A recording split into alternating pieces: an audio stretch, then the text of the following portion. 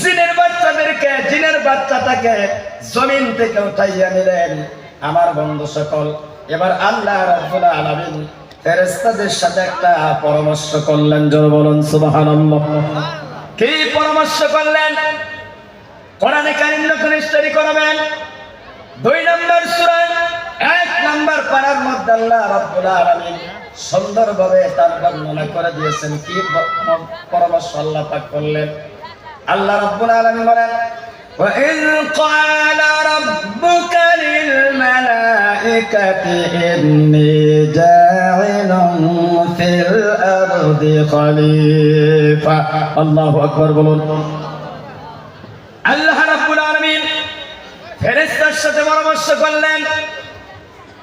এই জমিনের মধ্যে অনেক উলামারা বয়ান করেন আল্লাহ রাব্বুল আলামিন দুনিয়ার মধ্যে বান্দা সৃষ্টি করবেন, খলিফা বানায় সৃষ্টি করবেন।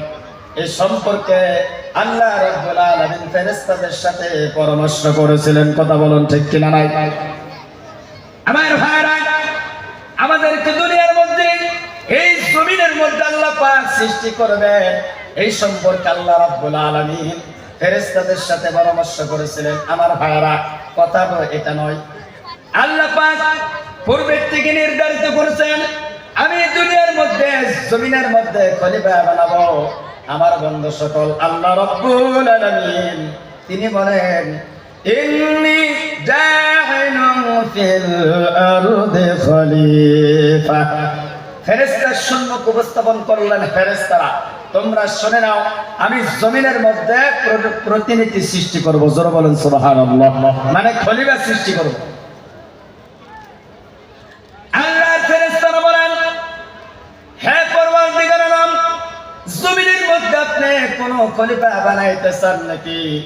আল্লাহ পাক বললেন, অবশ্যই আমি জমিনের মধ্যে খলিফা বানাবো, আদম সৃষ্টি করব।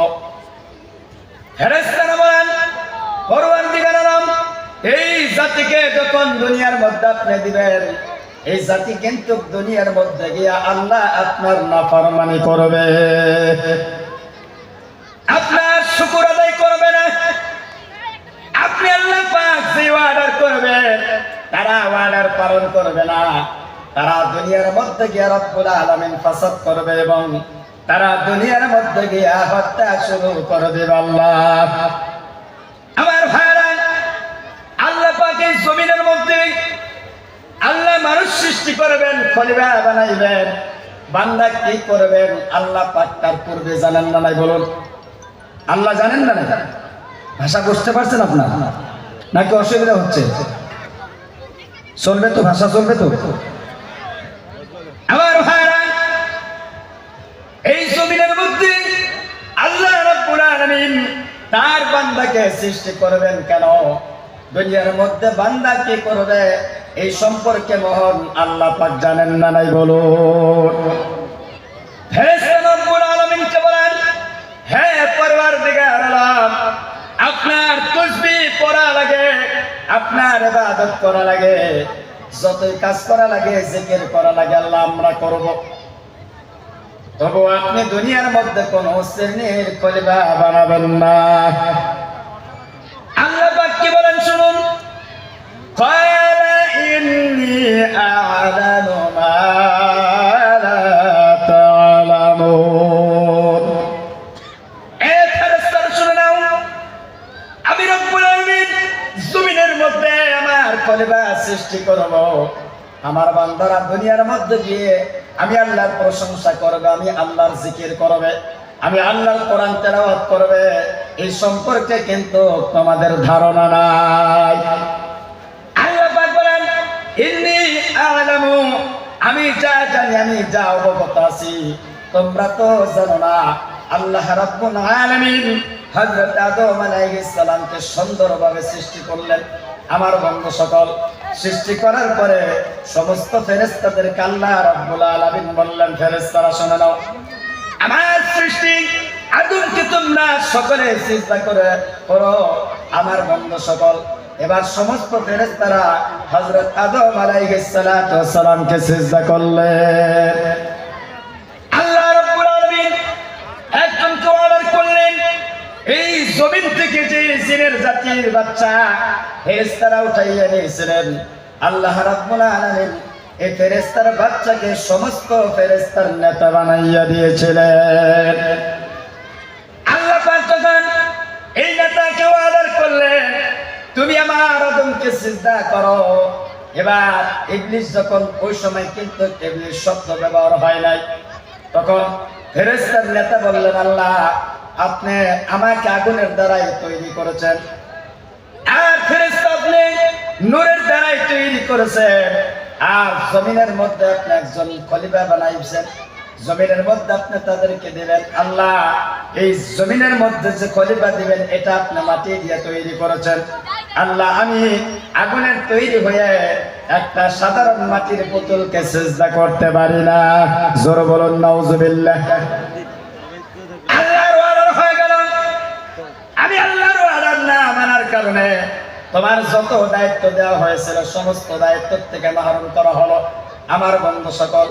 এবার ইবলিস আল্লাহ রাব্বুল আলামিনকে বললেন, আল্লাহ আমাকে তো আপনি সমস্ত দায়িত্ব থেকে সরাইয়া দিয়েছেন, এখন আমি আপনার কাছে কয়েকটা বস্তু আবদার করব। এক নম্বর হলো, আল্লাহ আমি দুনিয়ার মধ্যে গিয়া যখন চলাফেরা করব, আল্লাহ আমার জন্য তো খাদ্যের প্রয়োজন হয়ে যাবে। আল্লাহ তাআলাকে বললেন, আমার জন্য খাদ্য কি হবে এই বস্তুটা আপনি জানাইয়া দেন। আল্লাহ পাক বললেন, পৃথিবীর মধ্যে যে মহিলাগুলো বেপরদা হয়ে রাস্তা দিয়ে জাইলের মতন পর্দা ছাড়া ঘোরাফেরা করবে, এই মহিলাগুলো তোমার জন্য খাদ্য হয়ে যাবে। দুই নম্বর প্রশ্ন, আল্লাহ রাব্বুল আলামিনকে বললেন, হে আল্লাহ তাআলা আমি দুনিয়ার মধ্যে বসবাস করব, আমার তো থাকার জায়গা লাগবে, আল্লাহ আমার জায়গা কোন জায়গায় হবে আল্লাহ আপনি জানাইয়া দেন। রব্বুল আলামিন জানাইয়া দিলেন, পৃথিবীর মধ্যে যত বাথরুম আছে লেট্রিন আছে ওইগুলো তোমার জন্য থাকার ব্যবস্থা হয়ে যাবে। আমার ভাইরা একটু লক্ষ্য করুন, আল্লাহ রাব্বুল আলামিন যখন সিজদা করার জন্য আদেশ করলেন, আমার বন্ধুগণ দিলের মধ্যে অহংকার নিয়ে আসলেন, আল্লাহ গো আমি আপনার আদমকে সিজদা করতে পারি না। আমার বন্ধু সকল এই দুনিয়ার মধ্যে কিন্তু আমাদের কোনো অস্তিত্ব ছিল না, কথা বলুন ঠিক কিনা নাই? আমরা দুনিয়ার মধ্যে এসে আল্লাহ রাব্বুল আলামিনের সাথে অহংকার করতেছি। আমার বন্ধু সকল আল্লাহ পাক মানুষকে কেন দুনিয়ার মধ্যে সৃষ্টি করলেন, কেন এত মহব্বত করে দুনিয়ার মধ্যে আল্লাহ রাব্বুল আলামিন মানুষকে দিলেন? এই দুনিয়ার মধ্যে হযরত আদম আলাইহিস সালাতু ওয়াস সালাম থেকে নিয়া আমার বন্ধু সকল পৃথিবীর মধ্যে যত নবী আসছিলেন সমস্ত নবীর উম্মত আল্লাহ পাক দুনিয়ার মধ্যে দিয়েছিলেন। কোরআনে কারীমের মধ্যে আপনি অন্য কোন নবীর উম্মতের কথা এত মর্যাদা আল্লাহ পাক যে দিয়েছেন অন্য কোন উম্মতের কথা আল্লাহ পাক বলেন নাই।